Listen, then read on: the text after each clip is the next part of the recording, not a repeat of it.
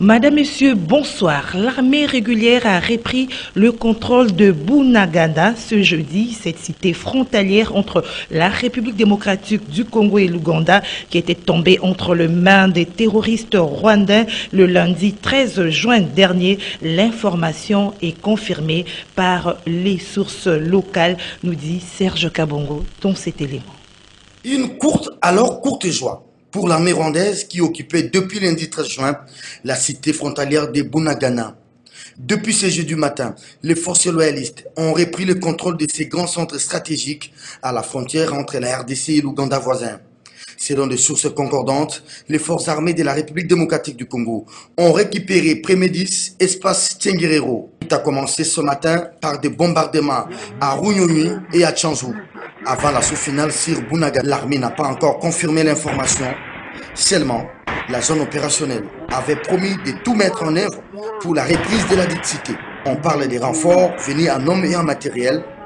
Selon toujours des sources locales, plusieurs terroristes se sont fait capturer. L'armée serait en train de ratisser. Fort de cette reprise de la situation, la population elle-même fouille des maisons pour rechercher les terroristes qui n'ont pas résisté devant la puissance de feu des forces armées de la République démocratique du Congo.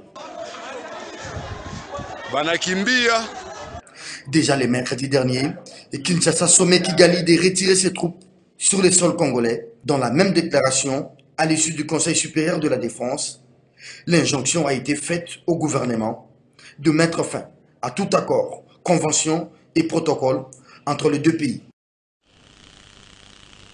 Et la République démocratique du Congo exige au Rwanda de retirer ses troupes sur le sol congolais et demande au gouvernement de suspendre les protocoles d'accord et conventions conclus avec Kigali. C'est ce qui ressort de la réunion du Conseil supérieur de la défense présidée mercredi par le chef de l'État Félix-Antoine Tshisekedi Tshilombo, réunion élargie au président de 2 chambres du Parlement. Suivez le compte rendu avec le porte-parole du gouvernement, Patrick Mouyaya. Le président de l'État et commandant suprême de forces armées de la République démocratique du Congo et de la police nationale congolaise, Son Excellence M. Félix-Antoine Tshisekedi Tshilombo, a présidé ce mercredi 15 juin 2022 à la Cité de l'Union africaine à Kinshasa une réunion extraordinaire du Conseil supérieur de la défense élargie aux présidents de 2 chambres du Parlement et aux responsables des services de sécurité.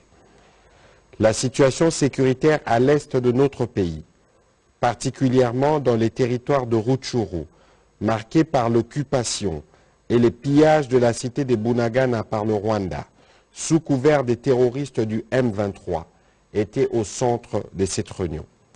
Cet acte constitue une énième agression et une violation délibérée de l'intégrité territoriale de la République démocratique du Congo. Cette attitude belliqueuse du Rwanda procède d'une stratégie annoncée et programmée de troubler une nouvelle fois la paix et perturber la quiétude de nos paisibles et innocentes populations. La République démocratique du Congo est déterminée à défendre chaque centimètre carré de son territoire. Tirant les conséquences de cette situation et consécutivement à la réunion du 27 mai 2022, le Conseil supérieur de la défense a pris des mesures suivantes. 1. L'exigence faite au Rwanda de procéder au retrait immédiat de ses troupes sous couvert du groupe terroriste M23 du sol congolais. 2. La demande formulée au gouvernement de la République démocratique du Congo de suspendre tous les protocoles d'accord, accords et conventions conclus avec le Rwanda. Par ailleurs, le Conseil supérieur de la défense salue les efforts de paix et de médiation engagés par le président João Lourenço de la République d'Angola dans le cadre de la conférence internationale sur la région de Grand Lac CIRGL et le président Uhuru Kenyatta de la République du Kenya dans le cadre de la communauté de l'Afrique de l'Est. Le Conseil supérieur de la défense a également salué la forte mobilisation patriotique de la population congolaise pour le soutien indéfectible à nos forces de défense et de sécurité. Il a en outre chargé les vice-premiers ministres, ministres de l'Intérieur, Sécurité, Décentralisation et Affaires coutumières et le commissaire général de la police nationale congolaise à prendre toutes les dispositions requises pour éviter la stigmatisation, la chasse à l'homme et tout autre acte de nature à troubler l'ordre public, l'unité et la cohésion nationale durant cette période. Les manifestations de protestation contre l'agression de la République démocratique du Congo par le Rwanda se poursuivent à travers le pays. À Kinshasa, ce jeudi, les femmes de la coalition Lamuka étaient devant le quartier général de la MONUSCO où elles ont déposé un mémorandum appelant à l'implication de la communauté internationale pour restaurer la paix à l'est du pays. Nadine Tchochigombo les a accompagnés.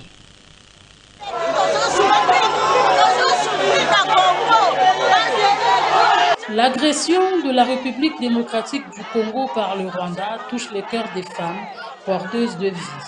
Elles étaient debout ce jeudi 16 juin, les femmes de la coalition Lamuka, face à cette attaque du M23 appuyée par le Rwanda qui endeuille l'est de la République démocratique du Congo. Déterminées à déposer leur mémorandum à la MONUSCO, dans lequel elles exigent la paix à l'Est avec l'éradication des groupes armés, les femmes de Lamuka ont fait face aux dispositifs sécuritaires placés le long du quartier général de la mission onusienne à Kinshasa pour atteindre leur but, faire attendre leur voix en appelant la MONUSCO à revoir sa politique qu'elle qualifie de 2 poids, 2 mesures.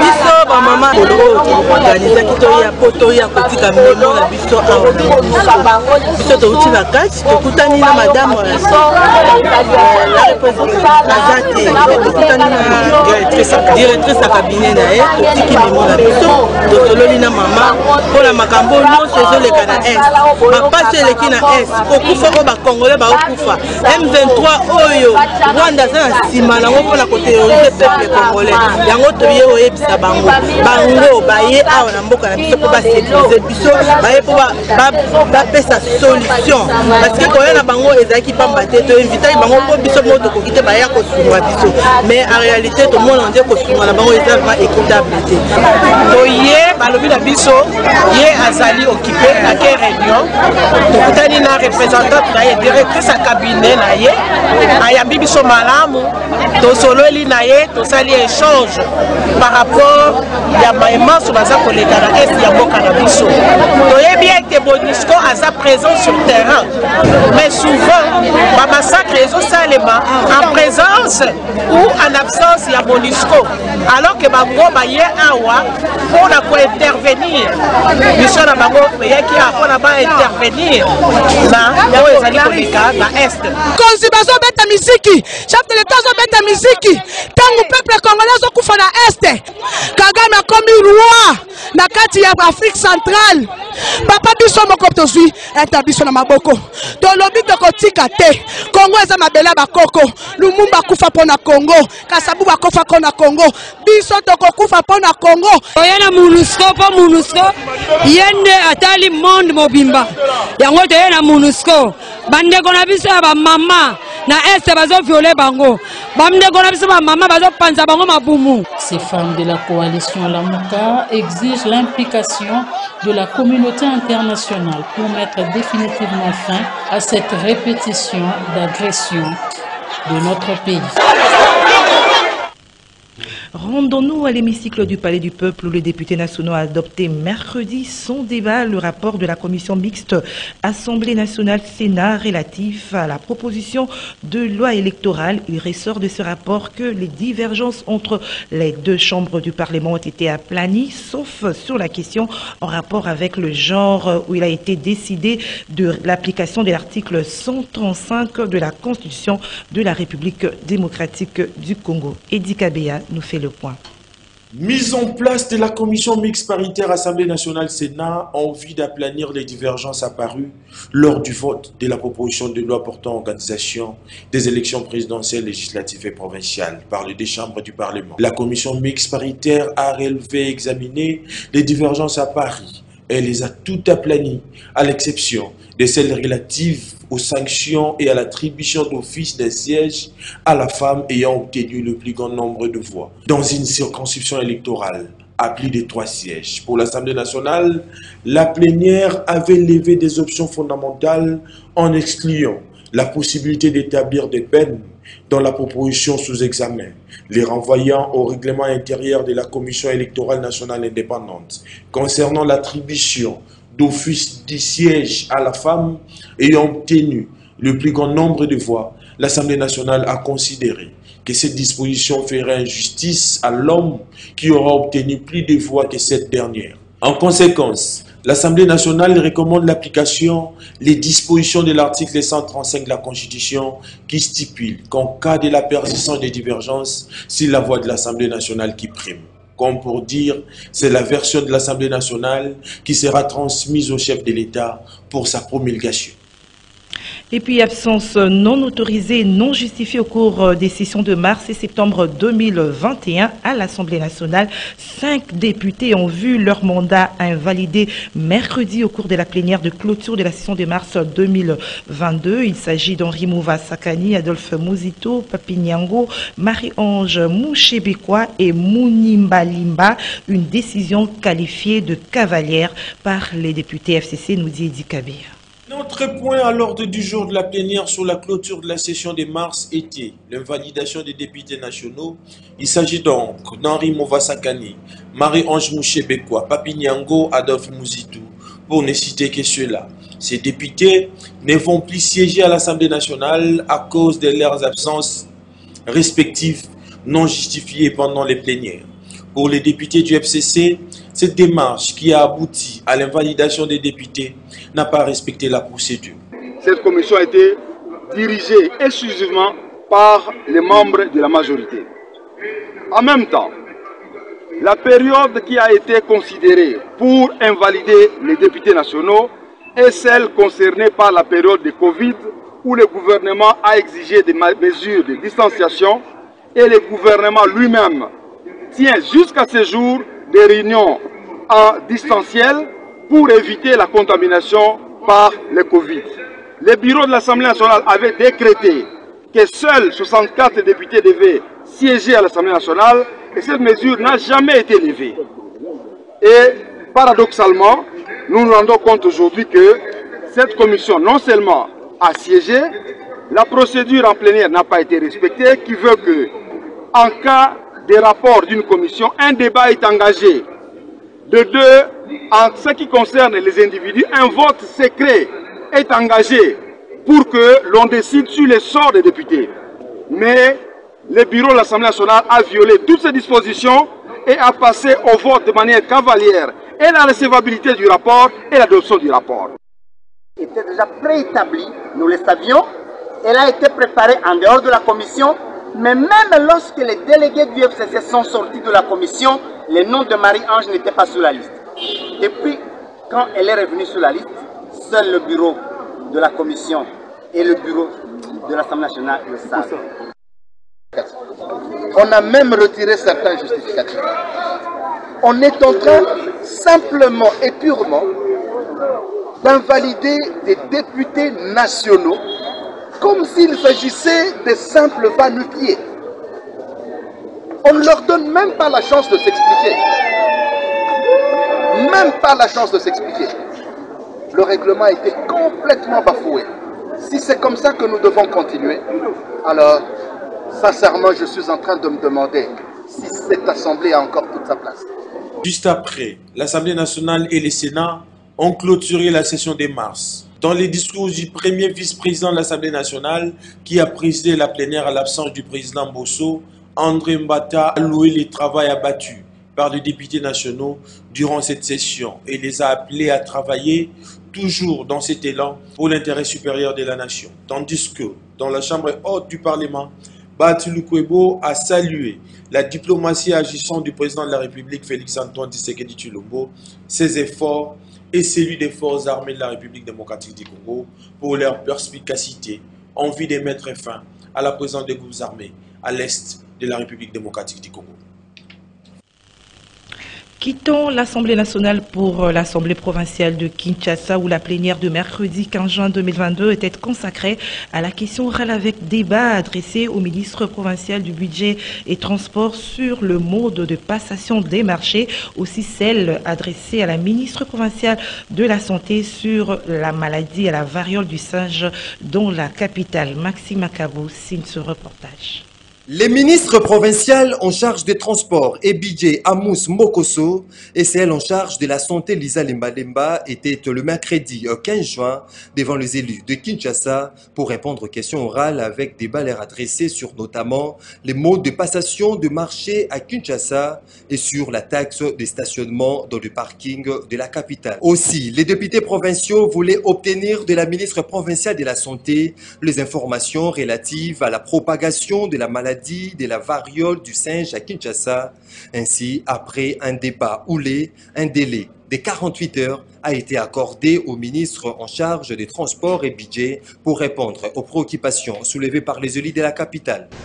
C'est donc dans ce contexte de responsabilité et redevabilité, d'une part, des soucis, de passion et d'engagement partagé pour l'intérêt de vos électeurs, nos amis d'autre part, que je me tiens devant vous ce jour. J'en profite pour exprimer ma gratitude à l'endroit du bureau et de l'honorable Moukadama Béatrice pour le moratoire qui m'a été accordé en fixant notre échange à ce jour.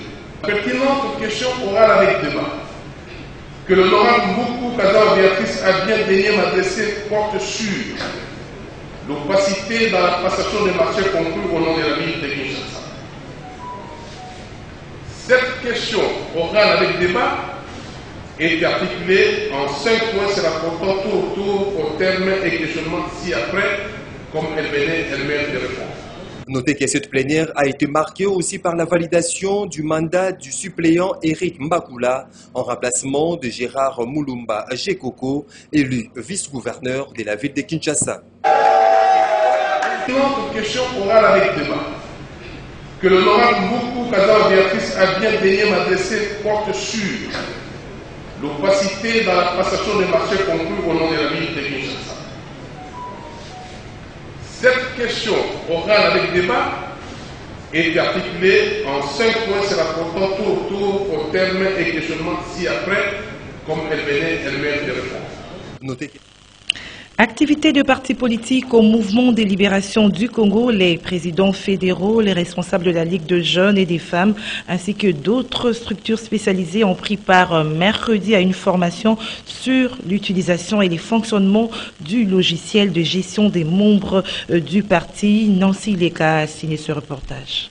Le mouvement des libérations du Congo, à travers son secrétariat général, a organisé le mercredi 15 juin 2022 une formation sur l'utilisation et le fonctionnement du logiciel de gestion des membres du parti à l'intention des présidents fédéraux, des ligues des jeunes, des ligues des femmes et des responsables des structures spécialisées du mouvement de libération du Congo, en vue de la mise en place d'un logiciel au sein du parti ayant pour but d'encoder tous les membres du parti cher au chairman Jean-Pierre Bemba et aussi pour faciliter les adhésions numériques des nouveaux membres. Une activité qui a été conduite par Fidel Babala, secrétaire général du mouvement de libération du Congo. Julius Elumba, un des experts du numérique au MLC, explique le bien fondé de la dite formation. Le logiciel-là va permettre au parti d'abord de communiquer avec tous les membres, de présenter les informations du parti, mais en grande partie c'est gérer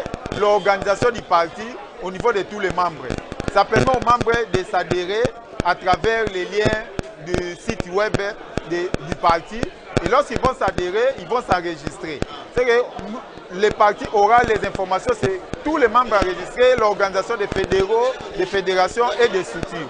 De deux, ça permet à chaque membre du parti de cotiser peu importe les coins du pays ou partout dans le monde à travers ces logiciels. Toubi Mwamba, membre du bureau d'études du MLC, partage le même point de vue que les formateurs de cette session de formation. Le parti est en train de s'organiser en tout.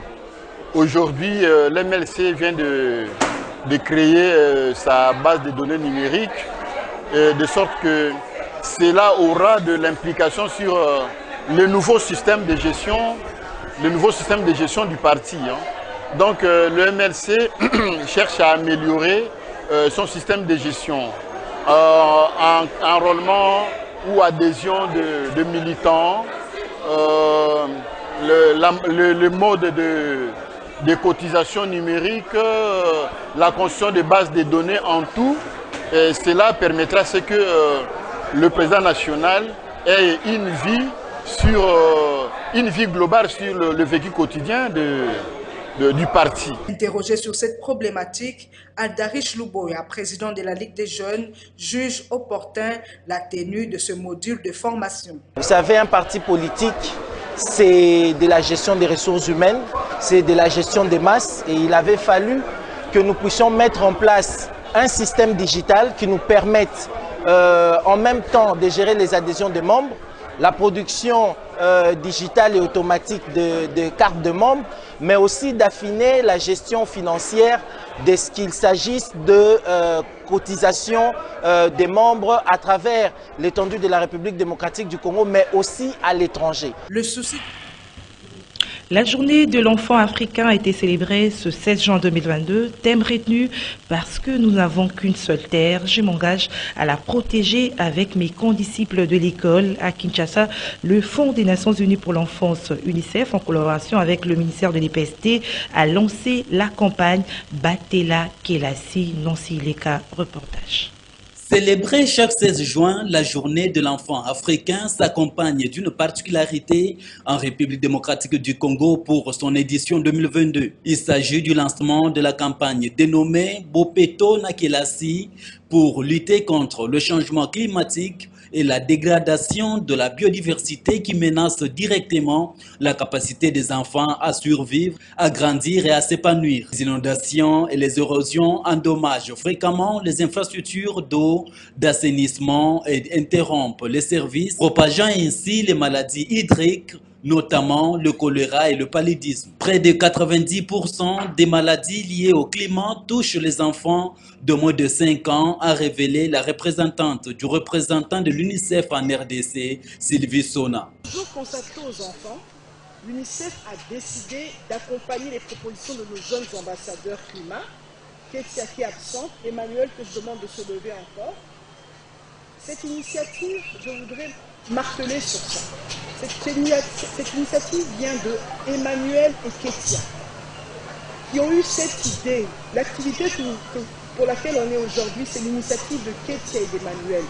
Ils ont eu cette idée, ils se sont rapprochés de l'UNICEF et de leurs encadreurs pour nous partager cette initiative que nous avons décidé aujourd'hui d'accompagner. De son côté, Emmanuel Jidissa, ambassadeur UNICEF en matière climatique et environnementale, a informé aux 200 élèves venus de la ville de Kinshasa que la ville produit 15 000 tonnes de déchets et 1500 tonnes de plastique par jour. La première étape de ces projets consiste à sensibiliser les membres des comités locaux des enfants, des vos écoles, sur l'importance de protéger l'environnement et la gestion durable des déchets.